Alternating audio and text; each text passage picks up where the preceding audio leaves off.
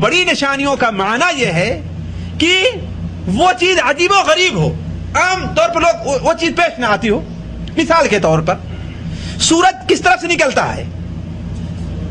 مشرق سے نکلتا ہے اور مغرب میں جا کے ڈوب جاتا ہے، اور اگر یہ مغرب سے نکل جائے تو ایک عجیب بات ہے نا۔ اس لیے یہ قیامت کی بڑی نشانی مانی گئی، سورج کا مغرب سے نکلنا۔ عام طور پر ایک شخص کسی کو مار کے زندہ نہیں کر سکتا، لیکن کوئی ایسا شخص پیدا ہو جیسے دجال بدبخت ہے، وہ مار کر کسی کو زندہ کر دے، تو ظاہر بات یہ بڑی چیز ہے کہ نہیں چڑی؟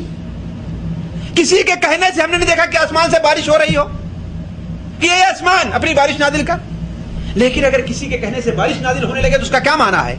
یہ تو عجیب غریب چیز ہے نا۔ تو قیامت کی بڑی بڑی نشانیوں کا معنی یہ ہے کہ عجیب و غریب چیز کا ظہور دنیا کے اندر ہو جائے اور ہونے لگے۔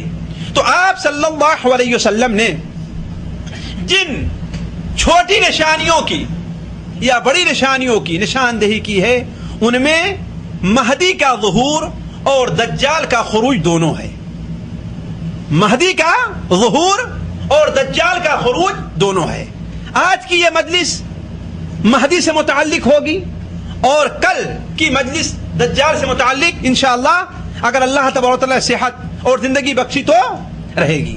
مہدی سے متعلق ایک بات اہل سنت والجماعت کا عقیدہ یہ ہے کہ اس دنیا کے ختم ہونے سے پہلے پہلے نبی صلی اللہ علیہ وسلم کے خاندان سے حضرت حسن ابن علی رضی اللہ تعالی عنہ کی اولاد سے محمد ابن عبداللہ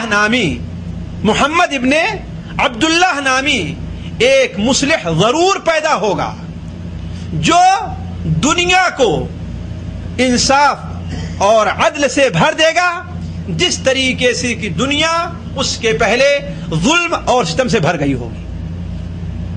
یہ اہل سنت والجماعت کا عقیدہ ہے کہ ایک شخص کا ظہور اس طریقے سے ہونے والا ہے جس کا نام کیا ہوگا؟ محمد ہوگا۔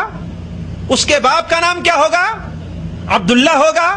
کس خاندان سے ہوگا؟ نبی صلی اللہ علیہ وسلم کے خاندان، حضرت فاطمہ کی اولاد۔ حضرت فاطمہ کی اولاد میں سے کس کی اولاد؟ حضرت حسن ابن علی رضی اللہ تعالیٰ عنہ کی اولاد سے ہوگا۔ یہ شرطیں ضرور پائی جائیں چاہیے مہدی کے اندر۔ اب اگر کوئی ایسا شخص ظاہر ہو جس کا نام محمد نہیں